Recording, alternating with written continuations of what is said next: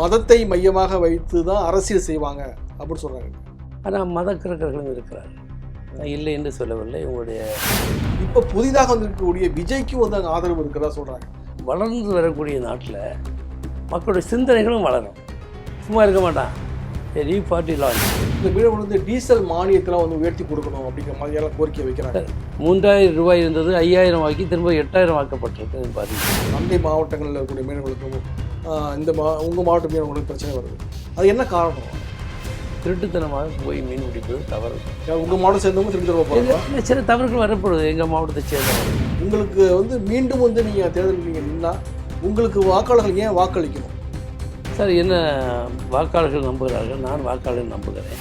சட்டமன்றத்திலே நான் தான் அதிகமான கேள்வி 2012 நம்முடைய மாண்புமிகு செல்வி ஜெயலலிதா அம்மையார் அவர்களுடைய காலகட்டமாக 2011 முதல் 16 வரை நான் தான் டாப்பர் இந்த கொஸ்டின். உங்கள் தொகுதிக்கு முக்கியமான திட்டங்கள் ஏதாவது கிடச்சிருக்கா? என்ன மாதிரி திட்டங்கள் கிடச்சி? அதான் அந்த வாணியக்கூடிய ஆர்பர் பண்ணியிருக்கேன், துண்டு வளைவுகளுக்கு வந்திருக்கேன்.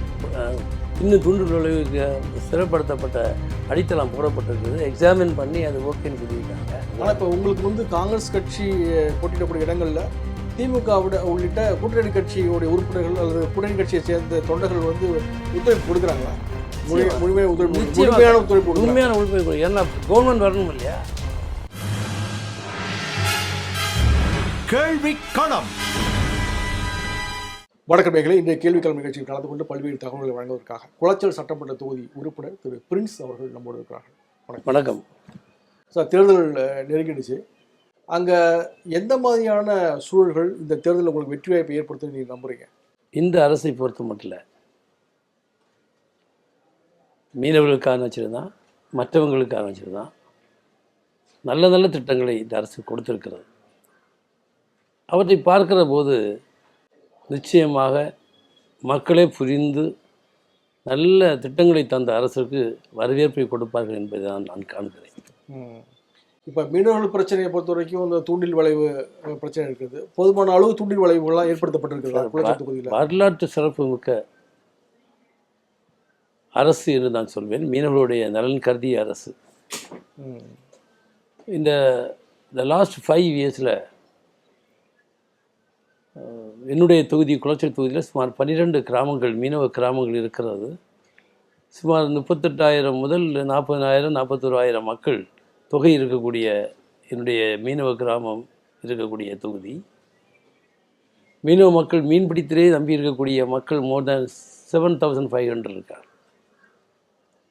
மெக்கனைஸ் போட் பயன்படுத்தக்கூடியவர்கள் ஆழ்கடலுக்கு போய் மீன் பிடிக்கிறாங்க. போயிட்டு ஒரு வாரம் தாண்டி கூட வரக்கூடியவங்க இருக்காங்க. அதனால் நல்ல வருமானம் பெறக்கூடிய, கடின உழைப்பை செய்யக்கூடிய திறமையான மீனவர்கள் இருக்கக்கூடிய கன்னியாகுமரி மாவட்டத்தில் ஒரு பகுதி குளச்சல். இந்த மீனவர்கள் வந்து டீசல் மானியத்தெல்லாம் வந்து உயர்த்தி கொடுக்கணும் அப்படிங்கிற மாதிரியெல்லாம் கோரிக்கை வைக்கிறாங்க. அது கேட்குறாங்க சார். நடவடிக்கை எடுத்துருக்கீங்களா? அதற்குரிய கோரிக்கை பல கொடுத்து தான் இன்று மீனவர்கள் தவக்காலத்தில் கூட அவர்களுக்கு 3000 ரூபாய் இருந்தது 5000 ஆக்கி திரும்ப 8000 ஆக்கப்பட்டிருக்கு. பாருங்க, இன்னும் இந்த மீனவர்களுக்கு டீசல் அதிகமாக வேண்டும் என்று கோரிக்கை வைத்திருக்கிறோம். எதிர்காலத்தில் நிச்சயமாக நடைமுறைப்படுத்தப்படும் என்பதை நான் காண்கிறேன். இப்போ குளச்சல் உங்கள் தொகுதியில் இருக்கக்கூடிய மீனவர்கள் வந்து தூத்துக்குடி போன்ற பகுதிகளில் போய் மீன் பிடிக்கும்போது சில பிரச்சனை வருது, உள்ளூர் பிரச்சனை வருது. அண்டை மாவட்டங்களில் இருக்கக்கூடிய மீனவர்களுக்கும் உங்கள் மாவட்ட மீனவர்களுக்கும் பிரச்சனை வருது. அது என்ன காரணம்? அது ஆஸ்பிரேஷன்ஸ், ஆசை இருக்கும். ஒரு குறிப்பிட்ட காலக்கெடுவுகள் கொடுக்கப்பட்டிருக்கிறது. இங்கேருந்து கன்னியாகுமரி விட்டு தூத்துக்குடிக்கு போய் மீன் பிடிக்கக்கூடாது, தடைப்பட்ட பகுதி. அப்போ அந்த மீன் குஞ்சுகள் வளரணும் அப்படின்னு ஆசைப்படுவாங்க. அந்த பகுதியில் நிறைய மீன்கள் கிடைக்க வேண்டும் என்ற எண்ணத்தோடு அந்த மீனவ அதிகாரிகள் இந்த உத்தரவை பிறப்பித்து நீங்கள் யாரும் வரக்கூடாதுன்னு சொன்னால் அங்கே திருட்டுத்தனமாக போய் மீன் பிடிப்பது தவறு. உங்கள் மாவட்டம் சேர்ந்தவங்க திருட்டுத்தனமாக சில தவறுகள் வரப்படுது எங்கள் மாவட்டத்தை சேர்ந்தவங்க.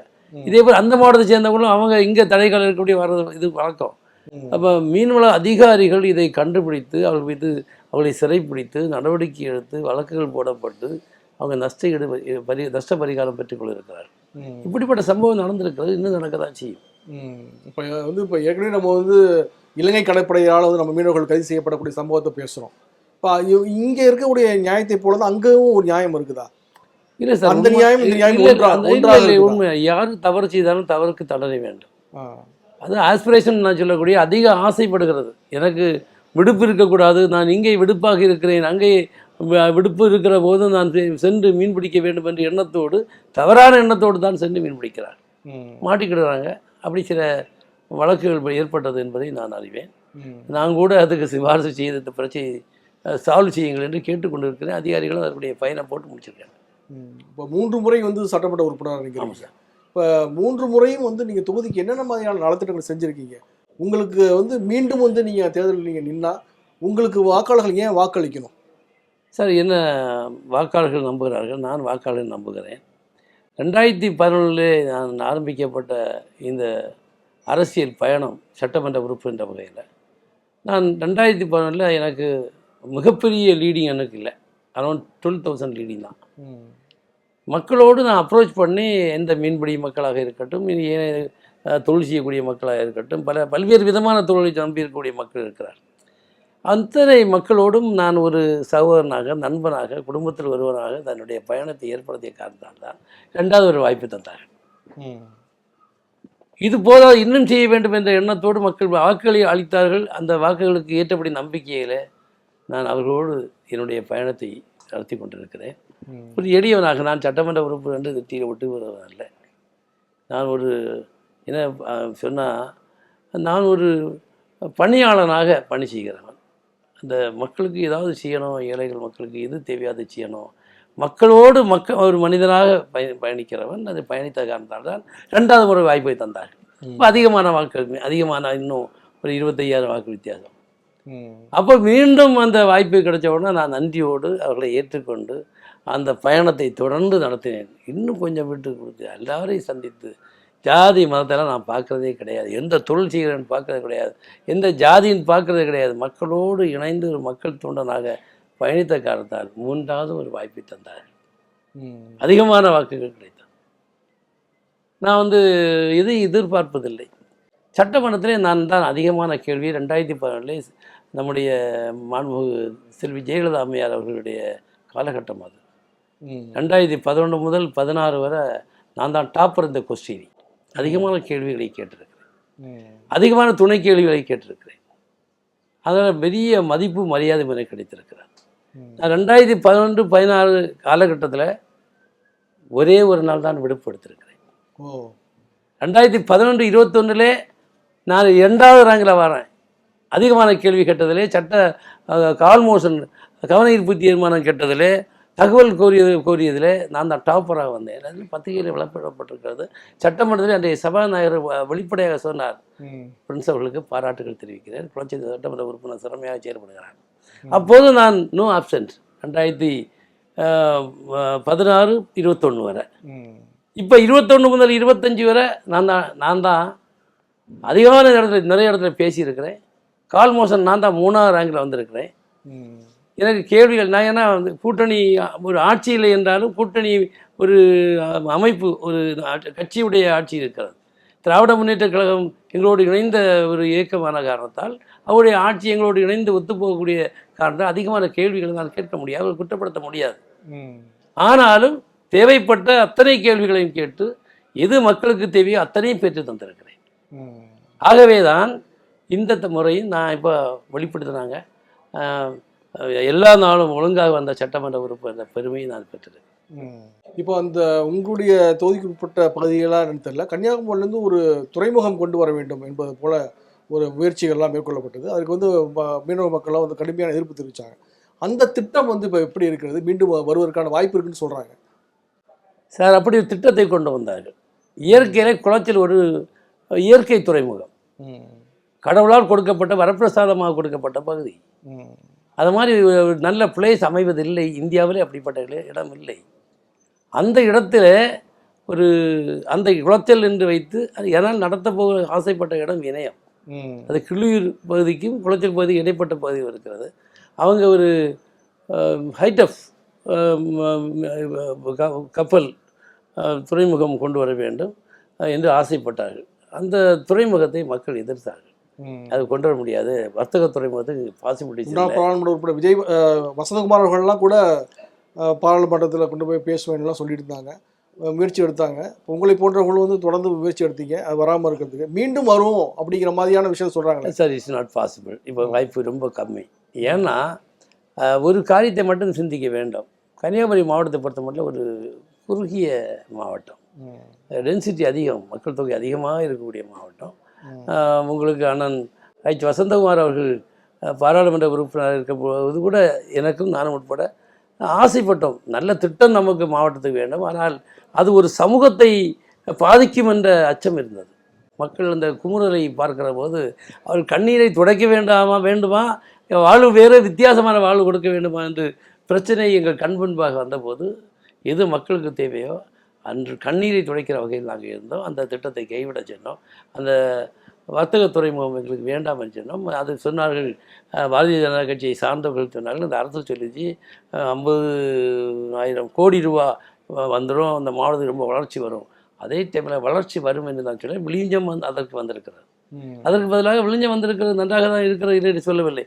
எங்களுடைய இந்த டென்சிட்டி, இந்த கூட்டத்துக்கு பாதுகாப்பு வருகிறது பல்வேறு விதமான பாதிப்பு ஏற்படுகிறது. ஆகவே தான் அதை கைவிட சொன்னோம். இப்போது முயற்சி செய்கிறார் என்பதை தாங்கள் வாயிலாக அறிகிறேன். ஆனால் வாய்ப்பு ரொம்ப குறைவு.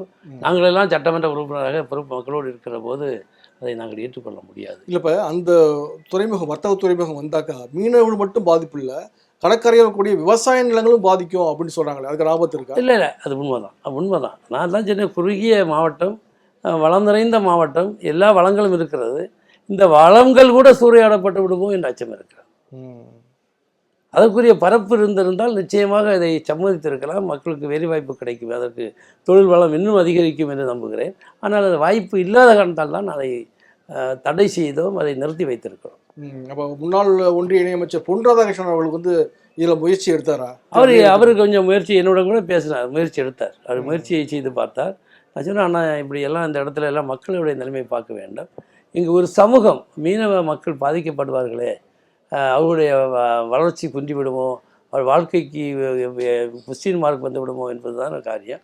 மீன் பிடிக்க போக முடியாது. அப்படிப்பட்ட இடத்தை, மீன் பிடிக்கக்கூடிய இடத்தை, மீனவர்கள் பயன்படுத்தக்கூடிய தன்னுடைய அன்றாட வாழ்க்கைக்காக பயன்படுத்தக்கூடிய இடத்தை ஒரு வியாபாரத்தை சென்றாக கொடுக்குற போது அது ஏற்றுக்கொள்ள முடியாது சார். மாற்று வழியே இல்லை. அதனால தான் அதை மாற்றி செய்யப்பட்டது. சரி, இப்போ ஈரான் போர்லாம் நடந்துட்டு இருக்கு, ஈரான் இஸ்ரேல் அமெரிக்கா போர் நடந்துட்டு இருக்கு. இப்போ வந்து அங்கே வளைகுடா நாடுகளில் வந்து சிக்கி தேய்க்கக்கூடிய மீனவர்கள் உள்ளிட்ட தமிழகத்தை சேர்ந்தவர்களை வந்து மீட்க வேண்டும் என்று விஜய் வசந்த் எம்பி உள்ளிட்டவர்கள் வந்து கோரிக்கை வைக்கிறாங்க. அமைச்சர்கள்லாம் வந்து ஜெய்சங்கர் போன்ற அமைச்சர்கள்லாம் வந்து சந்திச்சு பேசுகிறாங்க. அப்போ உண்மை நிலை என்ன? அங்கே இருக்கக்கூடிய மாவட்ட மக்கள், உங்களுடைய தொகுதிக்கு உட்பட்ட மக்கள் அயல்நாடுகளில் வந்து எந்த மாதிரியான சூழலில் வந்து தவிக்கிறாங்க? நானும் இந்த பிரச்சனையை ஈடுபடுத்தி கொண்டேன். பாதிக்கப்பட்ட மக்கள் ஓடோடி வந்து என் வீட்டில் வந்து கேட்டார்கள்.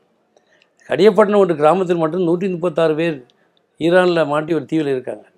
ஈரான் இந்த போர் பிரச்சனையினால் வந்து அது பாதிக்கிறாங்க. மொத்த நான் அந்த சம்மந்தப்பட்ட ஃபாதர்கிட்ட கேட்டப்போ சொன்னால் மோர் தென் 5,000 மக்கள் இதை பிழைப்புக்காக, மீன்பிடி தொழிலுக்காக மற்றும் சில கூலி தொழில்களுக்காக, இது சார்ந்த தொழில்களுக்காக ஈரானுக்கு சென்றிருக்கிறோம், வளைகுடா நாடுகளுக்கு சென்றிருக்கிறார்கள். இன்னும் சவுதி அரேபியா போன்ற நாடுகளுக்கு சென்ற காரணத்தால் அவர்கள் திருப்பி வர முடியாத நிலை ஏற்பட்டிருக்கிறது. இவரை பாதுகாப்பாக கொண்டு வர வேண்டும் என்று கோரிக்கை வைங்கள் என்று சொன்னோம். நாங்கள் சம்மந்தப்பட்ட கலெக்டரிடம் இந்த பிரச்சனையை கொண்டு சொன்னோம். இதே போன்று சீஃப் செக்ரட்டரிகிட்ட நான் நேரடியாக போய் பார்த்து இதற்கு நடவடிக்கை எடுங்கள் என்று கேட்டேன். அதற்கு நடவடிக்கைகள் எடுப்பதாக வாக்கு சொல்லியிருக்கிறார்கள். நிச்சயம் அதை எடுப்பார்கள் நம்பிக்கை இருக்கிறது. சரி, இப்போ வந்து இப்போ மீனவர்களுக்கு ஜிபிஎஸ் கருவி போன்றவை வந்து கொடுக்கணும் அப்படிங்கிற வலியுறுத்தல்கள் வந்து இருக்குது. விஜய் வசந்த் எம்பி போன்றவர்கள் வலியுறுத்துகிறாங்க. அதில் வந்து இப்போ எந்த அளவுக்கு நீங்கள் வலியுறுத்துறீங்க? அதுக்கு எந்த மாதிரி சாத்தியக்கூறுகள்? 2012 I raised the question in the assembly. அதுக்கு அவங்களுக்கு சம்மந்தப்பட்ட கருவிகள் வேண்டும், தொலைத்தொடர்புடைய கருவிகள் வேண்டும் என்று சேட்டலைட் ஃபோன் கொடுக்கணும். அதை ஏற்றுக்கொண்டு என்னுடைய கோரிக்கையை ஏற்று அன்று இருக்கக்கூடிய முதல்வர் அவர்கள் மீனவ கிராமத்திலே அதை ஆய்வு செய்து யாரெல்லாம் ஆழ்கடல் மீன்பிடிக்க செல்கிறார்களோ அவர்களுக்கு இந்த சேட்டலைட் கருவி கொடுக்க வேண்டும் என்று கொடுத்தார்கள். அது டிகோஸில் வருங்காலத்தில் அது ரொம்ப பழக்கமாக அநேக மக்கள் பயன்படுத்தக்கூடிய வகையில் பயன்படுத்தி கொண்டிருக்கிறார்கள். அதனால் தகவல்களை எளிதில் பெற்றுக்கொண்டு இன்று மீனவ மக்கள் மகிழ்ச்சியாக தன்னுடைய பணிகளை செய்கிறார்கள் என்பதை நான் பார்க்கிறேன். அது மட்டுமல்ல, எங்களுடைய மாவட்டத்தை, என்னுடைய தொகுதியை பொறுத்த மட்டும் கூட இன்று ஆர்பர் மீன்பிடி துறைமுகம் குளத்தில் ஒரு எக்ஸ்டென்ஷன் 150 கோடி ரூபாய் இப்போ போட்டிருக்காங்க, 2 மாதத்துக்கு முன்னாடி போட்டாங்க. உங்களுக்கு வாணியக்குடியில் புதிய ஆர்பர் ஹிஸ்டாரிக், நான் என்ன சொல்லுவேன், அச்சீவ்மெண்ட் என்று நான் சொல்லக்கூடிய வகையில் நான் பலமுறை சட்டமன்றத்திலே பேசி இந்த மக்கள் மீன்பிடி தொழில் செய்வதற்கு வசதி இல்லாத காரணத்தால் வெளிநாடுகளிலே, வெளி ஊர்களிலே, வெளி மாநிலங்களிலே, வெளி மாவட்டங்களில் சென்று மீன்பிடிக்கக்கூடிய இந்த அவல நிலை ஏற்பட்டிருக்கிறதை இதை தீர்த்து கொள்வதற்கு நீங்கள் நிச்சயமாக பெரிய வாணியக்குடியில் பெரிய ஆர்வம் தரணும்னு கேட்டாங்க. அது கொடுத்துருக்குறோம். இப்போ 150 கோடி தந்துருப்ப இன்ஸ்டன்ட் ஸ்டேஜை தந்திருக்காங்க. ஃப்யூச்சரில் என்னுடைய கணக்குப்படி it goes more than 700 crores. அப்படிப்பட்ட வாய்ப்பு அங்கே இருக்கும் என்பதை நான் சொல்கிறேன். நிச்சயமாக மக்கள் பயன்படக்கூடிய வகையில் இது செயல்படும். இப்போ தூண்டில் விளைவுக்காக வந்து நீங்கள் நிறைய குரல் கொடுத்தேன்னு சொல்கிறீங்க, அதுக்காக நிறைய அமைச்சிருக்கிறதா சொல்கிறீங்க. இப்போ தூண்டில் விளைவு அமைச்ச காரணத்தினாலேயே வந்து சில உயிரிழப்புகள் நடந்திருக்கிறதா வந்து மீனவர்கள் வந்து சொல்கிறாங்க. எப்படி தூண்டில் விளைவு சரியான திட்டமிடல் இல்லாமல் அமைக்கப்பட்டிருக்கிறதா? ஏன்னா அந்த அலையினுடைய வேகம் அதிகரிக்குது, ஆழம் இருக்குது அப்படின்ற மாதிரி சில காரணங்களை சொல்கிறாங்க. ஆக்சுவலாக என்ன நடக்குது, ஏன் அது உயிரிழப்பு நடக்குது? ஜெனரலாக வந்து இன்ஜினியர்ஸ், பெரிய எக்ஸ்பர்ட்ஸ் வந்து பல இடத்துல துண்டு விளைவு போட்டுக்கொண்டு வருவாங்க. அது கரெக்டாக இருக்காது. மீனவர்களுக்கு தான் தனி இந்த தண்ணீருடைய போக்கு, நீருடைய போக்கு, எப்படிப்பட்ட வேகத்திலே நீர் போகும், எப்படிப்பட்ட சூழலில் அந்த துண்டு விளைவு அமைக்கப்பட வேண்டும், அப்படிப்பட்ட சூழல் தான் மீன்பிடிப்பதற்கு மக்கள் வசதியாக பயன்படுத்த முடியும் அறிவார்கள். இப்போ லேட்டஸ்ட் டெக்னாலஜி இருந்தால் கூட மீனவரிடம் கேட்டு அறிவுரை கேட்டு என்னுடைய தொகுதியில் கூட 5 துண்டு விளைவு போட்டிருக்காங்க, க்ரௌன் போட்டிருக்காங்க. அதனால் ரொம்ப மக்கள் சந்தோஷப்படுறாங்க. இப்போ இன்னும் சில பகுதிகளில் ஃபியூச்சரில் மீண்டும் தான் வெற்றி பெற்று சட்டமன்ற உறுப்பினர் இருந்தால் நல்ல இடங்களில் தேவைப்பட்டதெல்லாம் செய்து கொடுக்க தயாராக இருக்குது. இப்போ நீங்கள் அதிகமான கேள்விகளை எழுப்பியது நான் தான் அப்படின்னு சொல்கிறீங்க. உங்களுடைய கேள்விகள் மூலமாக உங்கள் தொகுதிக்கு முக்கியமான திட்டங்கள் ஏதாவது கிடச்சிருக்குதா? என்ன மாதிரி திட்டங்கள் கிடச்சிருக்கு? அதான் அந்த வாணியக்கூடிய ஆர்பர் கொண்டு வந்திருக்கேன், துண்டு விளைவுகள் கொண்டு வந்திருக்கேன். இன்னும் துண்டு விளைவுக்கு சிறப்படுத்தப்பட்ட அடித்தளம் போடப்பட்டிருக்கிறது. எக்ஸாமின் பண்ணி அது ஓகேன்னு சொல்லியிருக்காங்க. இது ஸ்மார்ட் கிளாஸ் கூட நான் சட்டமன்றத்தை சொல்லி தான் கொண்டு வந்தேன். நான் என்னுடைய கோரிக்கை அது. இதை போன்று பல கோரிக்கைகளை வைத்திருக்கிறேன், நிறைவு செய்யப்பட்டிருக்கிறது. நல்லதை தேர்வு செய்வார்கள். சரி, இப்போ வந்து இப்போ கன்னியாகுமரி மாவட்டம் வந்து மதத்தை மையமாக வைத்து தான் அரசியல் செய்வாங்க அப்படின்னு சொல்கிறாங்க. இப்போ மத பாகுபாடு, அது வந்து மத பாகுபாடை வைத்து பாரதிய ஜனதா கட்சியெலாம் வந்து நிறைய அரசியல் அறுவடை செய்ய முயற்சி பண்ணுறாங்க அப்படிலாம் கேள்விப்படுறோம். அதை முறியடிப்பதற்கு ஏதாவது உங்களுடைய பிரச்சாரங்கள், ஏதாவது யுக்திகள் ஏதாவது கையாளுறீங்களா நீங்கள்? இன்றைக்கி ஜென்ரேட்டட் எஜுகேஷன் மச் உங்களுக்கு அதிகமான கல்வியறிவுடைய மாவட்டம். ஆனால் மதக்கருக்கர்களும் இருக்கிறார்கள். நான் இல்லை என்று சொல்லவில்லை, உங்களுடைய வார்த்தைகளை நான் ஏற்றுக்கொள்கிறேன். ஆனால் எல்லாரும் அப்படி இல்லை. பரிணாம வளர்ச்சியிலே அது மாற்றம் ஏற்பட்டு கொண்டு இருக்கிறது. எதிர்காலத்தில் இப்படிப்பட்ட சூழல் மாற்றப்படும். மதத்துக்காக முக்கியத்துவம் கொடுக்கக்கூடிய சூழல் மாறப்படும் என்பதை நான் காண்கிறேன். ஏனென்றால் உங்களுக்கு ஒரு கூட்டம் கிறிஸ்தவர்கள் அதிகமாக இருக்கிற காரணத்தால் இந்து மக்கள் இது சரியாகாது, சரியில்லை என்று குற்றம் சொல்லிவிட்டால் அது நிறைவாகாது. சமத்துவமாக இப்போ எல்லாம் ஜாதி மதமெல்லாம் போயிட்டே இருக்குது. ஜாதியும் இல்லை, மதமும் இல்லை. உங்களுக்கு இந்த ஜாதி பொண்ணு அடுத்த ஜாதி பையன் பொண்ணு கட்டுறான். இப்படிப்பட்ட ஒரு மறுமலர்ச்சியான வளர்ச்சியை நாம் எதிர்பார்க்குறோம். இன்றைக்கி மெட்ராஸுக்கு வந்துடுவாங்க, வேலை பார்க்குறாங்க, காதல் திருமணம் பண்ணுறாங்க, கேட்குறாங்க, அப்பா அம்மாட்ட கேட்டு வேலை பண்ணுறாங்க. அந்த வளர்ச்சியை நாம் பெற்றுக்கொள்ள முடிகிறது. ஆகவே இந்த மாதிரி ஒரு கீழ்த்தரமான சூழல் மாற்றப்பட வேண்டும். மதத்துக்காகவோ ஜாதிக்காகவோ மக்கள் தன்னுடைய வாழ்க்கையை அமைக்கக்கூடாது என்பதை மக்கள் புரிந்து கொள்ள வேண்டும். அது நடைபெறும் என்று நான் நம்புகிறேன். இப்போ வந்து தமிழ்நாட்டிலேயே வந்து கன்னியாகுமரி மாவட்டம் என்பது ஒரு வேறுபட்ட ஒரு நிலப்பரப்பாகவே இருக்கிறது. அரசியல் ரீதியாகவும் வேறுபட்ட ஒரு நிலப்பரப்பாக இருக்குது. வந்து தேசிய கட்சிகள் தான் கோலச்சக்கூடிய ஒரு இடமாக இருக்கிறது. அதை தாண்டி வந்து சீமானகுடைய நாம் தமிழர் கட்சிக்கு வந்து ஒரு கணிசமான வாக்குகளை வந்து உருவானதை பார்க்குறோம். இப்போ புதிதாக வந்திருக்கக்கூடிய விஜய்க்கும் வந்து அங்கே ஆதரவு இருக்கிறதா சொல்கிறாங்க. அப்படி ஆதரவு இருக்கிறதா? அந்த ஆதரவு வந்து காங்கிரஸ் கட்சிக்கான வெற்றி வாய்ப்பை ஏதாவது குறைக்குமா? ஒரு வளர்ந்து வரக்கூடிய நாட்டில் மக்களுடைய சிந்தனைகளும் வளரும். சும்மா இருக்க மாட்டான். நியூ பார்ட்டி லான்ச், அப்போ அந்த பார்ட்டியில் ஏன் போகக்கூடாது அப்படின்னு ஒரு டீம் போகும். அதுபோல் சீமான் அவர்களுக்கு கொஞ்சம் சப்போர்ட் இருந்தாங்க. இப்போ இல்லை. இப்போ இவர் வந்தவொடனே அந்த இது அங்கே கொஞ்சம் திரும்பிட்டுது விஜய்க்கு. இப்போ 2 மாதம் கடந்து சுற்றிட்டே இருக்குது. ஆனால் தேசிய இயக்கத்தை ரொம்ப விரும்பக்கூடியவங்க, காங்கிரஸ் கட்சி மேலே ரொம்ப பற்று வைத்திருக்கக்கூடிய மக்கள் இங்கே கன்னியாகுமரி இல்ல மாவட்டம். இளைஞர்கள் இருக்காங்கன்னு கேட்குறேன். இளைஞர் புதிய வாக்காளர்கள் காங்கிரஸ் கட்சிக்கு வர்றாங்களா, வாக்களிப்பாங்களா? அது ஆட்டமில்ல வந்துடுவாங்க. ஏன்னா இயல்பாகவே நீங்கள் குறிப்பிட்டது போல சீமானவர்களுக்கான ஆதரவாக சில இளைஞர்கள் இருந்தவர்களே இப்போ இப்ப விஜய் தாவேக்காக போறாங்க, காங்கிரஸுக்கு வரல. 50 காங்கிரஸுக்கு வருவாங்க, சிலர் ஈர்க்கப்பட்டு தாவேக்காக போவாங்க. இப்போ போனவங்க கூட திரும்ப வரான். எனக்கு தெரிஞ்சதில் நிறைய போனவன் இப்போ அவருடைய பாலிசி கூட கொஞ்சம் மாற்றமும் ஏற்பட்ட காரணத்தால் அவருடைய செயல்பாடுகளை, அவருடைய கேரக்டரிஸ் நல்லா இல்லை அப்படின்னு சொல்லிட்டு சிந்திச்சு, ஐயா என்ன இவர் இப்படி தனிப்பட்ட வாழ்க்கையை சொல்றீங்களா? தனிப்பட்ட வாழ்க்கை மொத்தமாக சொல்கிறேன், தனிப்பட்ட மொத்தமாக சொல்கிறேன். இப்போ இப்போ ஒரு லீடர்னால் அந்த லீடர்ஷிப் வந்து வித்தியாசமாக செயல்பட வேண்டும் மக்களுடைய பணிகளில். இப்போ எனக்கு கூட ரொம்ப லாங் ஸ்டாண்டிங் எக்ஸ்பீரியன்ஸ் இருக்குது. நான் வந்து என்கிட்ட தவறாக ஒரு வார்த்தை எடுக்க முடியாது. ஆனால் 41 பேர் விழுந்த பிறகு கூட தொடர்ந்து எல்லா மாவட்டங்கள் கூட்டங்கள்லையும் வந்து ரொம்ப கட்டவிழ்த்து விடப்பட்ட காலையுமே போகிறாங்களே மக்கள், இளைஞர்கள் போகிறாங்க. சினிமா உலகம் சார், சினிமா பார்க்குறான், அவருடைய நடிப்பு எல்லாம் அந்த மக்களுக்கு இணைந்த சில காரியங்கள் இருக்குது. எம்ஜிஆர் காலத்தில் மீனவன் நண்பன்ட்டு அவர் பாட்டு அவர் ஆக்ட் பண்ணுவார், அதை விரும்புகிறாங்க. மாட்டுக்கார வேலைன்னு எழுதி போவார். அப்படி மக்களை வசீகரிக்கக்கூடிய பல்வேறு படங்கள் அன்னைக்கு நடத்தின காரணத்தால் தான் மக்கள் பெரும் மாற்றம் ஏற்பட்டது. இல்லை, அது வாக்கு அரசியலில் காங்கிரஸுக்கு பின்னடைவாக இருக்குமா அல்லது அதெல்லாம் அப்படி இல்லை. இன்று இருக்கக்கூடிய சூழல் டிஎம்கே நல்ல ஆட்சி செய்திருக்காங்க சார். நான் இதாக சொல்கிறது இல்லை, கூட்டணியானதை சொல்ல நல்ல கவர்மெண்ட் நல்ல திட்டங்களை கொண்டு வர, தாய்மானவர் திட்டம், படிப்பு இளைஞர்களுக்கு உதவிகள், பல்வேறு விதமான திட்டங்கள் செய்தால் இன்றைக்கி 1000 ரூபா வீட்டுக்கு பெண் பிள்ளைகள் கிடைக்கிறது, இலவச பஸ், இதெல்லாம் ரொம்ப விசேஷமான கலைஞர் திட்டங்கள், ரொம்ப சூப்பர் திட்டங்கள். இதனால் மக்கள் ஏற்றுக்கொள்கிறார்கள். அதோடு சேர்ந்து வளர்ந்து வரக்கூடிய இந்த நாட்டில் இன்றைக்கி மத்தியில் இருக்கக்கூடிய பாரதிய ஜனதா கட்சி, எங்கள் மாவட்டத்தில் பாரதிய ஜனதா கட்சியெல்லாம் வீக் ஆகிட்டே இருக்குது. காரணம் மோடி இவ்வளோ தான் செய்வாருன்னு உள்ள ஒரு சூழல் ஏற்பட்டது. ஆகவே சட்டமன்ற உறுப்பினர் இருக்காங்களே, இருக்கிறார்கள். அதனால் அவங்க நினச்ச மாதிரி ஒன்றும் பெரிய வளர்ச்சியை பெற்றுக்கொள்ள தரல. அதனால் அவங்க நினச்ச போல பெரிய வெற்றியை பெற்றுக்கொள்ள வாய்ப்பே கிடையாது. அது நான் என்னுடைய பார்வையை நான் சொல்கிறேன். எங்கள் மாவட்டத்தை பொறுத்த மட்டும் காங்கிரஸ் டிஎம்கே அலையன்ஸ் பின். ஆனால் இப்போ உங்களுக்கு வந்து காங்கிரஸ் கட்சி போட்டியிடக்கூடிய இடங்களில் திமுக உள்ளிட்ட கூட்டணி கட்சியுடைய உறுப்பினர்கள் அல்லது கூட்டணி கட்சியை சேர்ந்த தொண்டர்கள் வந்து ஒத்துழைப்பு கொடுக்குறாங்களா? முழுமையான ஒத்துழைப்பு. ஏன்னா கவர்மெண்ட் வரணும் இல்லையா, கவர்மெண்ட் வருவதற்கு ஒத்துழைப்பு கொடுத்தாக வேண்டும். அடிப்படத்தில் எந்த பிரச்சனையும் இல்லை. அடிப்படை இல்லை, கீழ்படத்தில் இல்லை, நண்பாக இருக்கும், பதிலாக இருக்கும், வேறு ஒன்றும் இல்லை. இப்போ இந்த முறை வந்து கன்னியாகுமரி மாவட்டத்தில் இருக்கக்கூடிய அனைத்து தொகுதிகளிலையும் வந்து காங்கிரஸ், கண்டிப்பாக காங்கிரஸ், திமுக அவருடைய கூட்டணி கட்சிகள் வெற்றி பெறுவதற்கு வாய்ப்பு அதிகமாக இருக்குது. சரி, நல்லது சார். நிகழ்ச்சியில் கலந்து தகவல் சொன்னீங்க. நன்றி. Thank you sir, thank you.